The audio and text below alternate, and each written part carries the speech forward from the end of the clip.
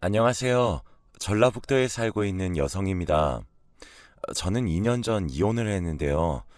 요즘은 이혼이 흠도 아니라지만 사실 이혼의 과정을 겪어보신 분들은 아시겠지만 인생에서 큰 상처로 남을 수 있을 만큼 힘든 과정이잖아요.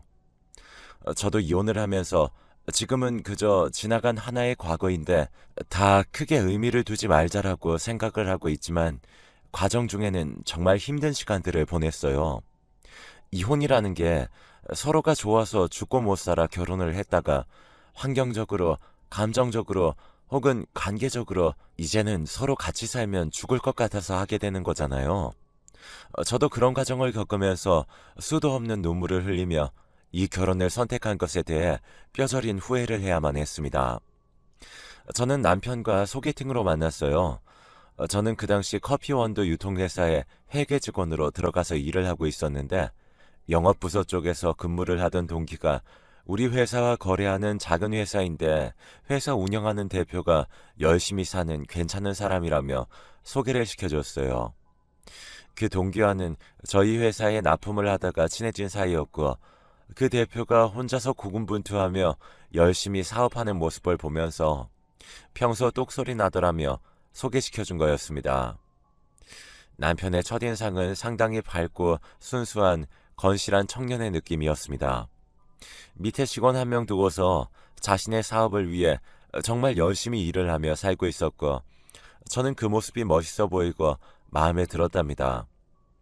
그리고 그도 저를 소개팅에서 처음 본 날부터 마음에 담았었는지 얼마 안가 고백을 해왔고, 바로 연애를 시작해 한 2년 정도 시간을 보냈습니다.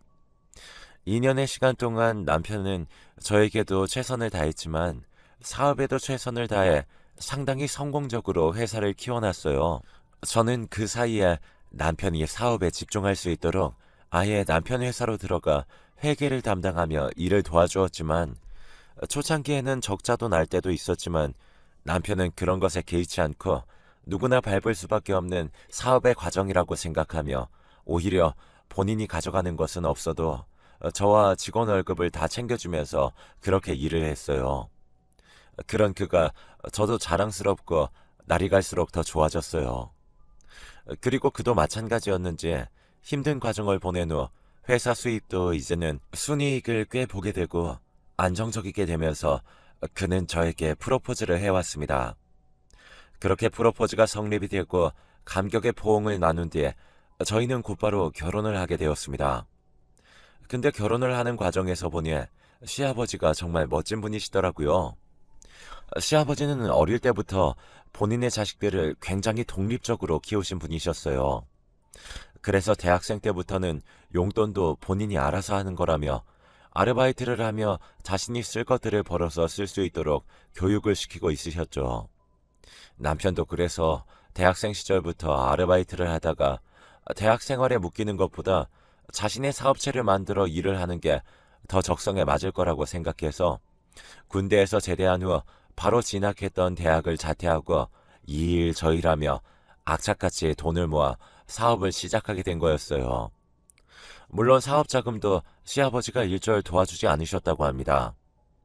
그만큼 자식들을 독립적으로 키우셨던 시아버지는 저희가 결혼식을 마친 이후에도 저희들을 불러 모아 단호하게 말씀을 하셨습니다. 나는 내 자식에게 해줄 수 있는 최선이 결혼시키는 거라고 생각한다.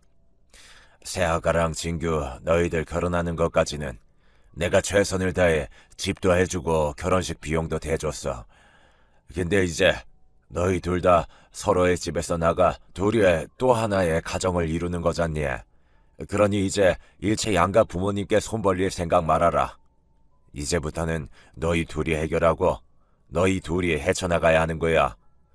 언제든 인생의 조언이 필요할 때는 내가 도와주겠지만 금전적인 부분은 절대로 도와주지 않을 생각이니까 둘이서 처신 잘하고 책임감 있게 분에 맞게 살아. 알았냐? 네, 아버님. 아버님 말씀 새겨들을게요. 걱정하지 마세요, 아버지. 제가 아버지를 모르나요? 저희가 이제 다 알아서 할게요. 그러니까 걱정하지 마시고 저희들 잘 사는 모습 지켜봐 주세요.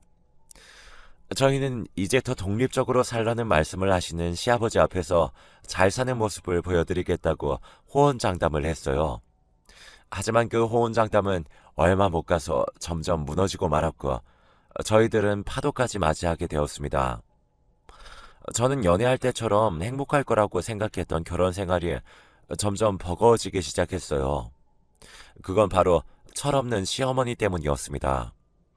시어머니는 시아버지와 달리 상당히 노는 거 좋아하고 늘 밖에 나가 친구들과 시간 보내는 것을 즐겨 하셨습니다. 시아버지는 항상 집에 머무시면서 신문을 읽으시거나 가볍게 TV를 보시고 정 답답하면 동네 한 바퀴 돌며 산책을 하는 수준이었는데 시어머니는 맨날 밖에서 친구분들과 놀러 다니셨어요. 그리고 저희 집은 시댁집과 가까운 곳에 위치하고 있었는데 매일 밤늦게까지 친구들과 모임을 하다가 거하게 술에 취하셔서는 그 지인분들 다 저희 집으로 꼭 마지막 차를 밟으셨어요. 저나 남편은 일 끝나고 퇴근 후 시간을 보내고 있다가 시어머니의 갑작스런 방문에 아무것도 못하고 그대로 손님 맞이를 해야 했습니다. 시어머니는 아무런 연락도 없이 다짜고짜 저희 집에 지인분들 데리고 들어와서는 큰 소리로 매일 요구를 하셨죠.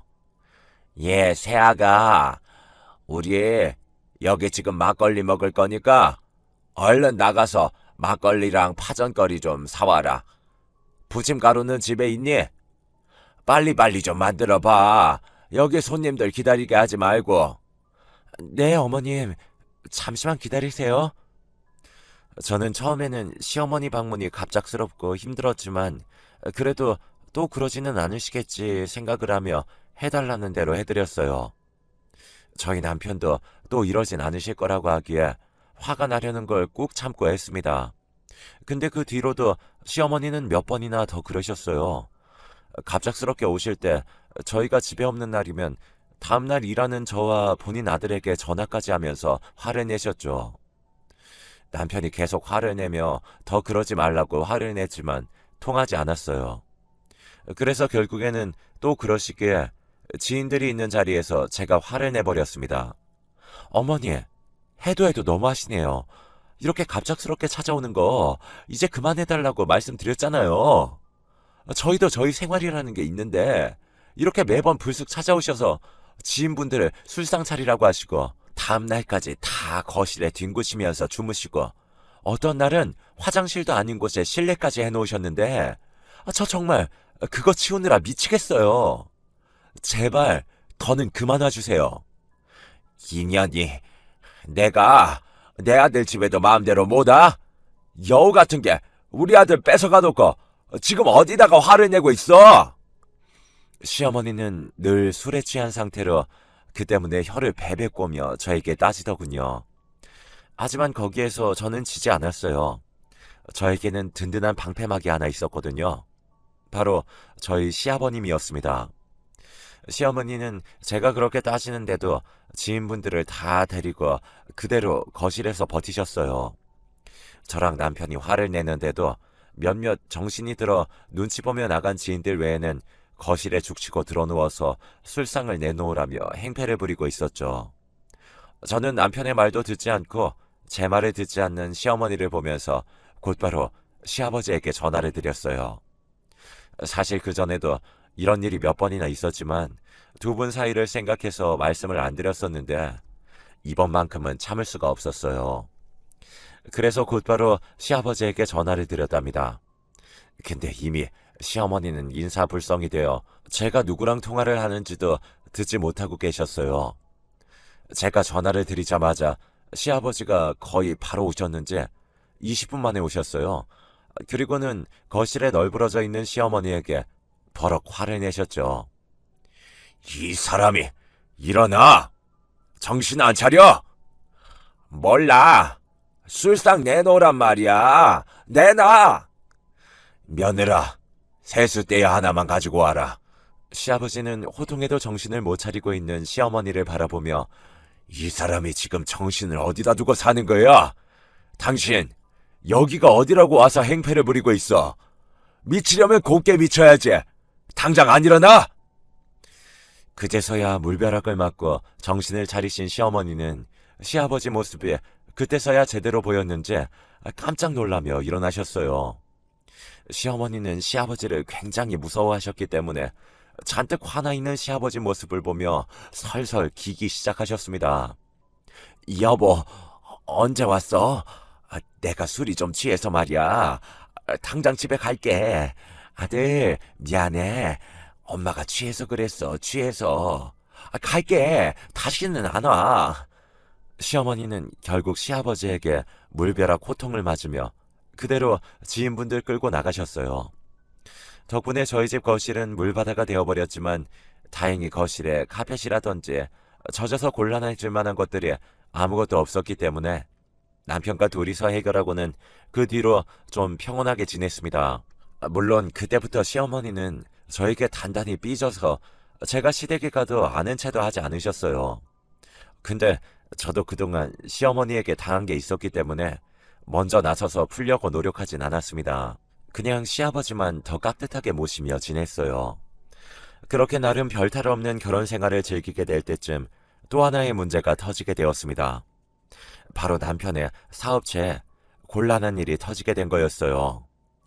남편이 판매하고 있는 더치커피가 유통 과정에서 관리가 잘못되어 좀 이상하게 되었는지 저희의 더치커피를 먹고 탈이 났다고 신고가 들어오는 건수들이 생겨났습니다. 회사 쪽으로 신고가 들어왔지만 문제는 인터넷 쇼핑몰 리뷰에도 사람들이 이 내용들을 적는 바람에 금세 소비자들이 떨어져 나가게 되었고 그 당시 주문이 늘어 공장에 의뢰를 했던 것들까지 싹 다 취소가 되면서 줄줄이 손해를 입게 되었어요.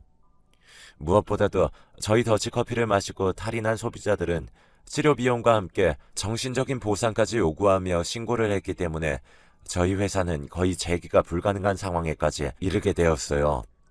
저도 남편도 또 저희 직원도 이 일을 해결하기 위해 정말 이리저리 뛰어다녔습니다.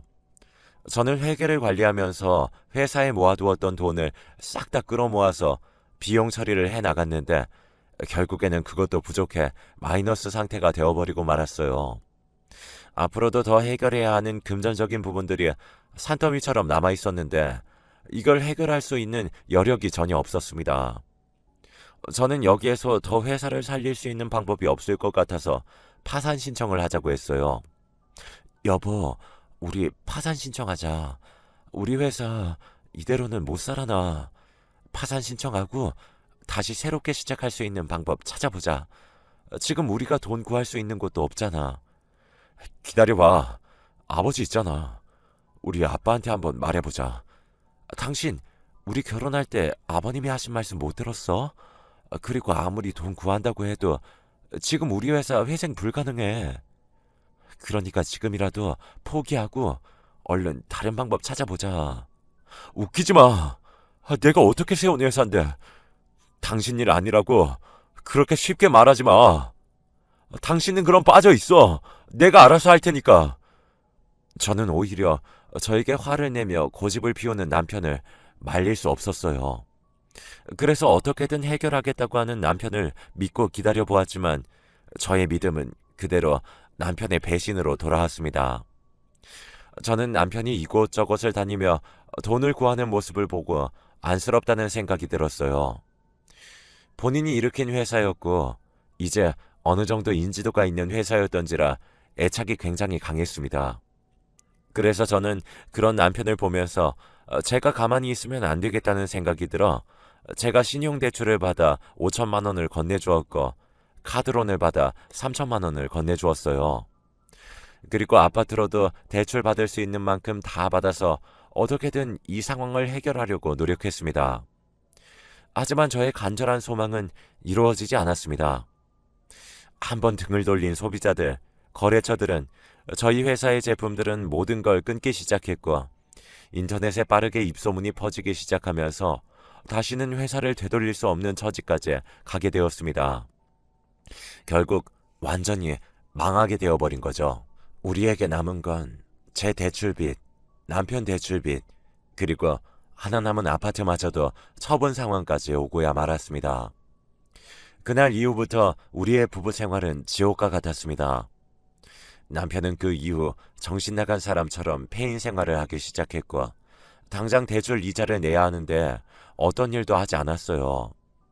그때그때마다 제가 친정에서 손을 벌려 메꾸거나 친구들, 지인들에게 부탁을 해가며 겨우겨우 막을 수가 있었죠. 도저히 참다 남편에게 한마디를 했습니다. 당신 언제까지 이렇게 살 거야? 언제까지 이렇게 폐인처럼 살 거면 우리에게 잔뜩 남은 빚들 어떻게 할 거냐고. 나도 너무 지쳐. 너무 힘들다고. 제발 정신 좀 차려. 뭐? 2년이 내가 이렇게 거지됐다고 무시하는 거야? 너도 이제 내가 만만하지? 꼴 보기 싫으면 이혼해. 이혼하라고. 난 네가 나한테서 꺼지든 말든 상관없으니까. 어차피 내 인생 망했어. 보기 싫으면 당장 꺼지라고. 이렇게 소리를 지르며 집에 있는 TV, 액자, 화분 등을 부수기 시작했습니다. 이런 과정에서 몇 번은 타이르고 부탁하고 달래보기도 했지만 남편의 행동들은 점점 제가 감당할 수준이 아니었습니다. 그래서 저는 과감히 남편과 이혼을 하기로 결정했죠. 남편도 순순히 도장을 찍어주었어요. 그날은 남편이 술을 먹지 않은 날이었는데 내게 와서는 그동안 너무 미안했다며 사과를 해왔어요. 미안해 여보. 내가 더 이상은 당신 잡을 수 없을 것 같아. 이제 모든 걸 잊고 행복하게 잘 살아. 정말 잘해주고 싶었는데 그러지 못해서 정말 미안해. 라고 말을 하며 눈물을 흘리더군요.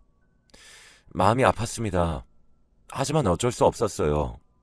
저도 아직 나이가 인생을 포기하기에는 이르다고 생각했기에 저도 남편에게 정신 차리라고 잘 살라고 말을 하며 냉정하게 그 자리를 벗어날 수밖에 없었습니다.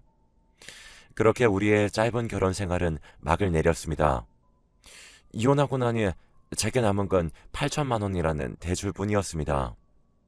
그래서 저는 이혼 후부터 8천만 원이라는 빚을 갚기 위해 또 악착같이 살아가야 했죠. 결혼 생활만큼이나 억울하고 지옥 같은 시간이었어요. 하지만 그래도 제 인생을 이대로 포기할 수 없어 저는 정말 열심히 일을 하면서 살았습니다. 그런 저의 모습을 보고 하늘이 도우신 건지 저에게는 뜻하지 못할 행운이 찾아왔답니다. 저는 이혼 후에 한 건설사로 들어가 일을 하고 있었어요. 작은 회사였지만 미천한 경력을 보고도 뽑아준 고마운 회사였고 한 10개월 정도 일을 하니 대리라는 직책까지 주시더군요. 직원이 9명뿐인 회사라 의미는 별로 없었지만 회사에서 저를 인정해주는 것 같아 애착이 갔었죠. 그러다 회사 다닌 지 1년 정도가 지났을까요? 저는 정말 우연히 놀라운 장면을 하나 목격하고 말았습니다. 너무 큰 충격이었어요. 바로 저의 전 시모가 저희 회사 대표와 바람피는 장면이었죠. 저희 회사는 부서별로 방이 나누어져 있고 대표님이 사무실 가장 안쪽에 위치하고 있었는데 평소 자신의 생활을 늘 개방적으로 공개하며 지내던 대표가 어느 날 본인이 만나는 여자를 데리고 회사를 들락날락하기 시작했어요. 그리고 그 여자가 놀랍게도 저의 전 시모였습니다. 심지어 그때 전 시모의 나이가 58살이었는데 대표님보다 연상이었어요. 둘이 손잡고 당당하게 대표님 방으로 들어갔는데 저는 대표님 방과 가장 멀리 떨어진 구석자리에 위치하고 있어서 그런지 전 시모는 저를 못 봤더라고요. 대표님은 아내와 이혼한 후 홀로 2자녀를 키우고 살고 있었는데 평소 성실하고 몇 안 되는 직원들에게도 잘해주셔서 신망이 두터운 분이셨습니다. 그래서 그런 분이 전 시어머니를 만나고 있다는 게 믿기지 않았어요. 제가 생각하기에는 대표님에게 유부녀라는 걸 숨기고 접근한 것 같아 보였습니다. 오히려 내가 이 사람 여자친구라는 걸 자랑하듯 당당하게 고개를 쳐들고 앞만 보고 걸어가는 꼴이 우스웠습니다. 사실 전 시모는 제가 남편과 이혼을 할 때 저 때문에 본인 아들이 망한 거라며 폭언을 마구 했었어요. 그래서 끝인상이 매우 좋지 않은 상태로 남아 있었죠. 반면에 시아버지는 제 손을 꼭 잡아주시면서 그동안 고생 많았다고 해주셨어요. 그런 시아버지에게는 늘 죄송한 마음과 감사한 마음을 가지고 있었죠. 그래서 저는 그날 바로 전 시아버지에게 가서 시어머니가 바람피고 있다고 알려드리기로 결정했습니다. 아버님, 오랜만에 얼굴 뵈었는데 이렇게 안 좋은 소식 전해드려서 죄송해요. 근데 아버님을 생각해서 말씀을 드려야 할 것 같아서요. 그래, 무슨 일이길래 그렇게 거창하게 사과부터 하는 거야? 말해봐. 사실 제가 지금 건설회사에 다니고 있는데 오늘 저희 대표님이 본인 애인이라면서 여자를 한 명 데리고 오셨거든요. 근데 그게 어머님이셨어요. 보자마자 제가 너무 놀라서 사진을 찍거나 하지 못했는데 어머님이 분명했어요. 그래서 아버님께 이 사실을 알려드려야겠다 싶더라고요. 뭐야? 미친 여편네가 끝까지. 고맙다. 내 그 여편네 가만두나 봐라. 혹시라도 더 알게 되는 거 있으면 바로 연락 좀 줄 수 있겠니? 네, 아버님. 그럴게요.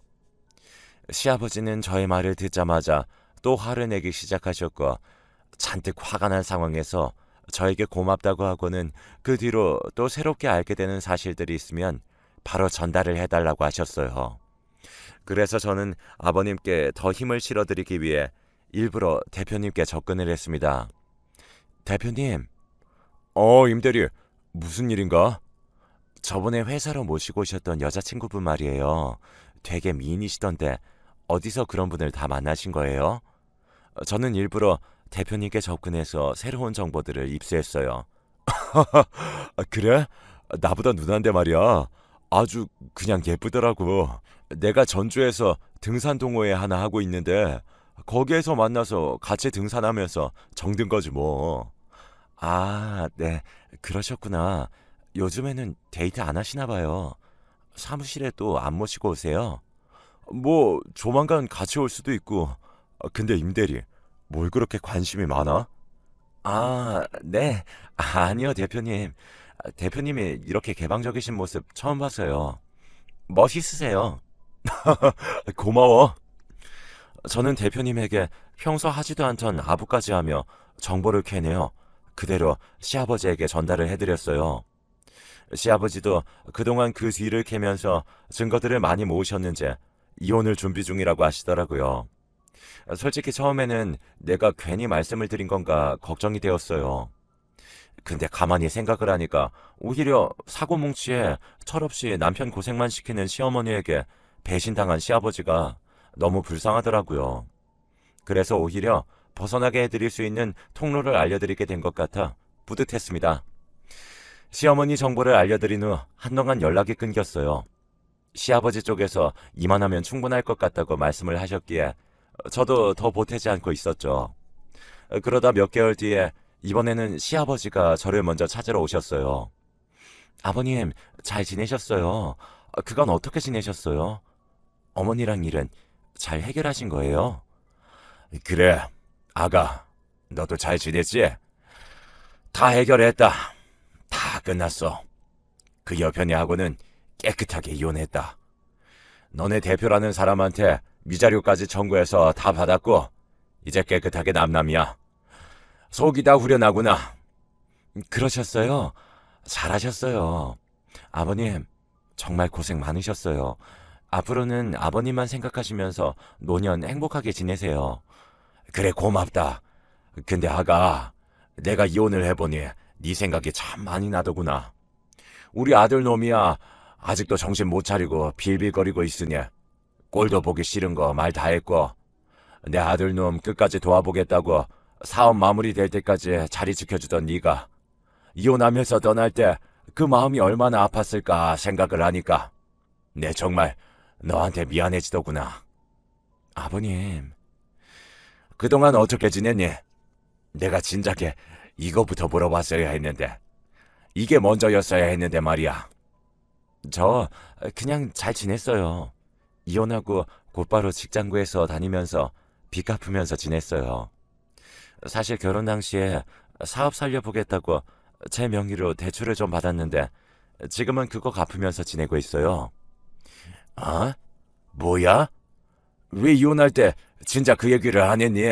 내가 우리 아들 대출 빚은 못 갚아줘도 우리 아들 때문에 남의 귀한 자식을 그대로 인생을 살게 할 수는 없지. 기다려봐라. 한 30분 걸릴 거다. 그러시고는 어디론가 다녀오시고는 제게 두꺼운 돈 뭉치를 건네셨습니다. 아버님, 이게 뭐예요? 뭐긴 뭐야. 8천만 원이지. 이걸로 당장 빚 갚아라. 너는 그런 일이 있었으면 진작에 말을 했어야지. 이건 그거랑 경우가 다른데, 진규 놈이야. 지가 진 빚 지가 알아서 갚아야겠지만 너는 아니잖아. 그거 다 내 새끼 때문에 피해 입은 건데 왜 네가 그걸 갚아? 아버님, 죄송해요. 그리고 감사합니다. 저 정말 힘들었어요. 그래. 이거 받고 당장 갚아라. 나도 참 생각이 짧았다. 좀 더 물어봤어야 했는데. 나도 네 덕분에 내 인생 구제받았는데 나도 네 인생 구제해야 할 거 아니냐. 그러니까 그만 울고 얼른 가서 이걸로 당장 다 해결해. 네, 저 염치 없지만 이 돈 받을게요, 아버님. 감사합니다. 시아버지가 저의 이야기를 듣자마자 곧바로 8천만 원을 은행에서 빼와 저에게 주셨어요. 저는 그 돈 뭉치를 안고 그 자리에서 얼마나 울었는지 몰라요. 결혼 생활부터 시작해서 이혼 후 지금까지 힘들게 산 저의 인생을 이렇게 보상받는구나 싶었거든요. 그렇게 시아버지와의 감격스러운 만남 이후에 저는 빚을 싹 다 갚고 이제는 제 통장에 돈을 모아가며 열심히 남은 인생을 살고 있어요. 시아버지에게 이야기를 들어보니 전 남편은 아직도 정신을 못 차리고 이 일 저 일 기웃거리며 겨우 빚만 갚아 나가고 있는 상황이라고 하더군요. 시아버지는 그 후에 운영하시던 금은방을 잘 운영해 나가고 계세요. 한 번씩 찾아뵙고서 밥도 먹고 하는데 시어머니와 사실 때보다 훨씬 더 표정이 편안해 보이신답니다. 저는 제 인생을 구제해준 시아버지에게 작은 것이라도 뭔가 드리고 싶어 얼마 전에는 한약도 대접해드렸답니다. 시어머니는 무슨 원룸 같은 데를 잡고 지금 살고 계신다고 들었는데 이제부터는 제발 정신 좀 차리고 이제 나이도 60이 다 돼가는데 노후 준비나 잘하셨으면 좋겠네요. 말년에 남편 잃고 아들도 정신 못 차리고 있고 남은 거라고는 몸뚱이 하나밖에 없는데 그거라도 잘 지켜서 살길 바랄 뿐입니다. 뭐니 해도 건강이 최고니까요. 얼마 전에 제가 또 궁금해서 은근슬쩍 대표님께 여쭤보니까 아주 펄쩍 화를 내시며 그 여자 얘기는 꺼내지도 말라고 하시더라고요. 호되게 당한 뒤 헤어지신 듯 했습니다. 요즘은 하나둘 제자리를 찾고서 모든 것이 평화로워지고 있는 듯한 기분으로 살고 있어요. 저도 젊은 나이에 결혼하고 이혼했지만 지금은 아무렇지도 않게 잘 살고 있어요. 또 요즘 돈 모으는 재미에 푹 빠져서 재테크도 조금씩 공부 중이랍니다. 앞으로 이제 인생은 활짝 필 날들만 남았다고 보면 될 것 같아요. 여러분의 인생도 활짝 펴지시길 응원할게요.